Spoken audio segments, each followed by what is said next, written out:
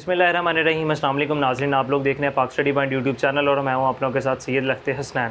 आज हम लोगों ने ओशंस के बारे में डिस्कस करना है। उसमें सबसे पहले हम लोगों ने पैसिफिक ओशन के बारे में पढ़ेंगे। इसके अलावा भी 4 ओशंस हैं, उनके अलावा उनके ऊपर सेपरेट वीडियोस बनाई जाएंगी। स्टार्ट करते हैं हम अपने पैसिफिक ओशन को। सबसे पहले हम उसके बेसिक फैक्ट्स के बारे में डिस्कस करेंगे। उसके बाद हम इसके डेप्थ के बारे में डिस्कस करेंगे कि सबसे ज़्यादा डेप्थ कहाँ पर मौजूद है। जी, सबसे पहले जी वर्ल्ड लार्जेस्ट ओशन के जो पैसिफिक ओशन है, ये सबसे जो बड़ा समुंदर गिना जाएगा वो ओशन है, वो कौन सा जी?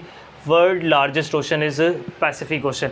उसके बाद जी 50% ऑफ ओशंस वाटर, अगर सारे के सारे ओशंस वाटर के बारे में करें तो सबसे ज़्यादा यानी 50% जो है वो किसके अंदर पानी मौजूद है?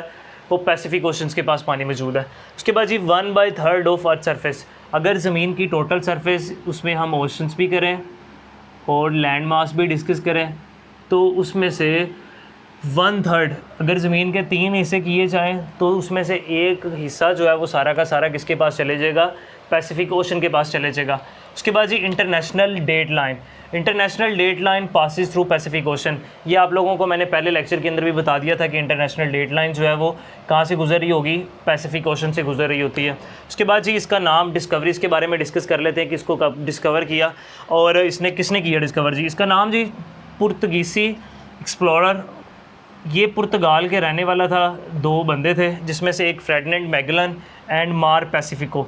इन्होंने जिसका नाम रखा था पीसफुल ओशन, इसको पीसफुल ओशन भी कहा जाता है। उसके बाद shrinking due to effects of plate tectonics, oceans के नीचे ना कुछ प्लेट्स पड़ी होती हैं। ये प्लेट्स जब आपस में टकराती हैं तो वहाँ पर ये एक आइलैंड सा बना देती हैं, ये पानी के ऊपर से बाहर आ जाती होती हैं। इसकी वजह से जिस तरह यहाँ से ये 2 प्लेट्स टकराई हैं तो यहाँ पर एक लैंड मास बन जाएगा, जिसकी वजह से जो पैसिफिक ओशन है ये श्रिंक हो रहा है, आहिस्ता आहिस्ता कम हो रहा है। इसके बदौलत अटलांटिक ओशन जो है, अटलांटिक ओशन का जो एरिया है वो इंक्रीज़ होता जा रहा है। अटलांटिक ओशन जो है वो क्या हो रहा है जी? इंक्रीजिंग हो रहा है। अच्छा, उसके बाद सेपरेट देख लेते हैं।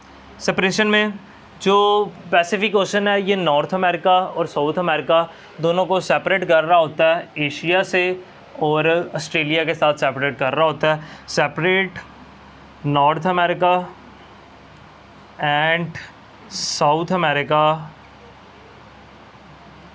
फ्रॉम एशिया एंड ऑस्ट्रेलिया, कि ये नॉर्थ अमेरिका और साउथ अमेरिका को एशिया और ऑस्ट्रेलिया से सेपरेट कर रहा होता है। इस पैसिफिक ओशंस की डेप्थ्स के बारे में डिस्कस करते हैं।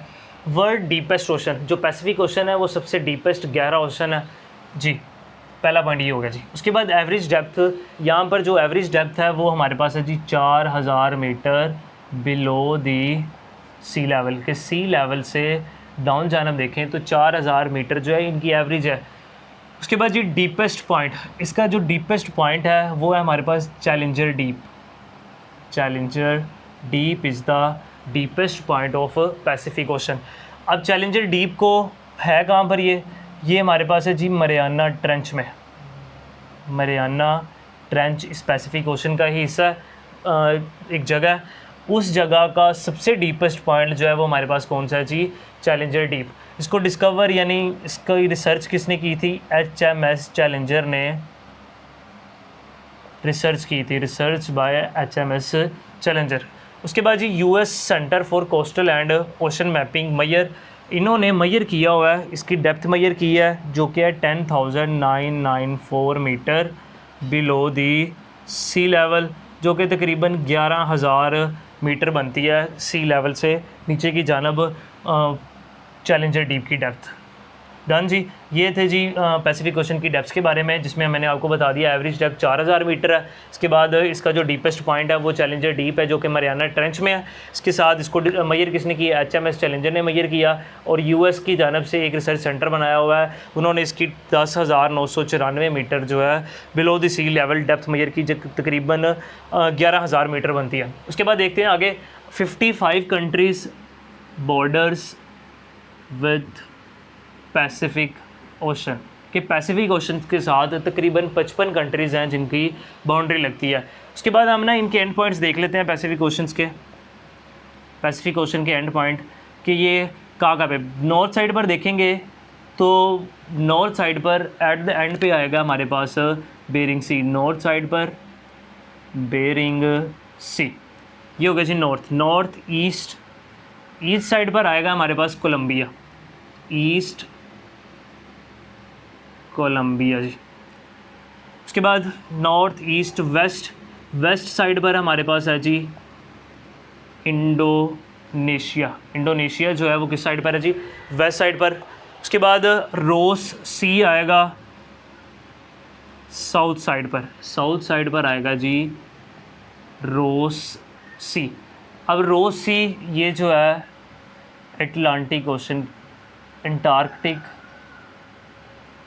ओशन का सी है जी, रोस सी।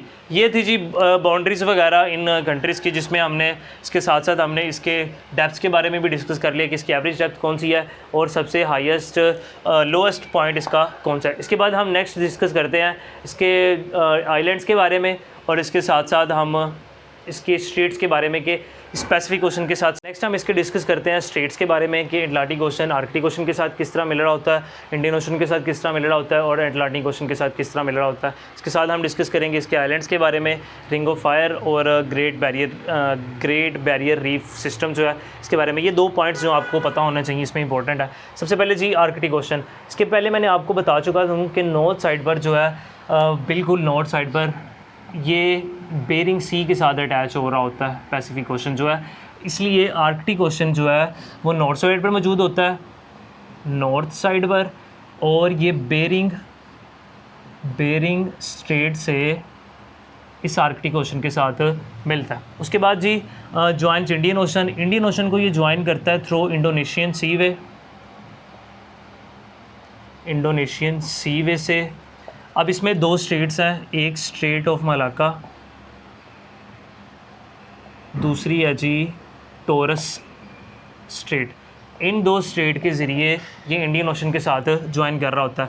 आगे जी ज्वाइंस अटलांटिक ओशन के साथ ये थ्रू ड्रेक पैसेजवे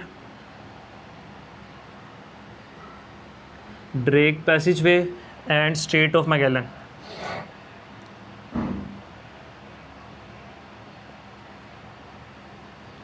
इन 2 स्ट्रेट के ज़रिए अटलांटिक ओशन के साथ मिल रहा होता है। ये था जी अटलांटिक ओशन जिसमें ड्रेक पैसेज यूज़ हो रहा था और स्ट्रेट ऑफ मैगेलन, और इंडियन ओशन में जी इंडोनेशियन सी वे यूज़ करता है जिसमें स्ट्रेट ऑफ मलाक्का और इसके साथ साथ टॉरस स्ट्रेट, टॉरस स्ट्रेट। इसके बाद आए जी आर्कटिक ओशन में बेरिंग सी था और जिसकी वजह से ये बेरिंग स्ट्रेट के ज़रिए आर्कटिक ओशन के साथ मिल रहा होगा। इसके साथ जी आइलैंड्स पैसिफिक ओशन में 25,000 से ज़्यादा आइलैंड्स मौजूद हैं जी, तकरीबन 25,000 या इससे ज़्यादा जो है वो आइलैंड्स मौजूद हैं। इसका जो सबसे बड़ा आइलैंड है वो न्यू गिनी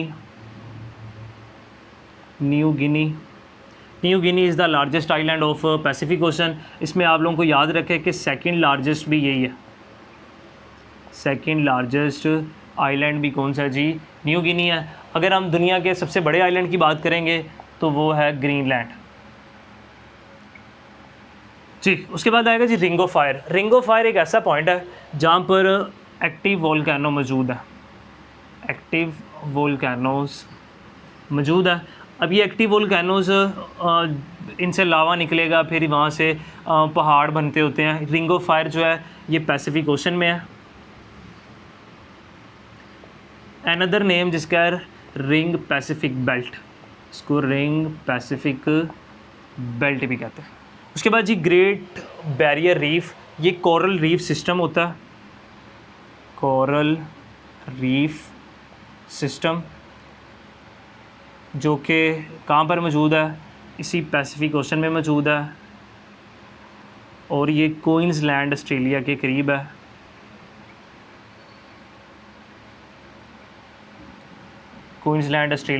है। और ये तकरीबन 2300 किलोमीटर तक फैला हुआ है।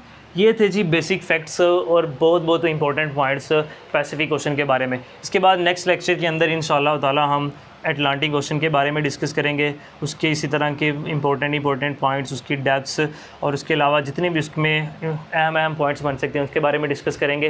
हमारे चैनल को सब्सक्राइब करें और ज़्यादा से ज़्यादा लोगों तक शेयर करें। तब तक के लिए इजाज़त दें, अल्लाह हाफ़िज़।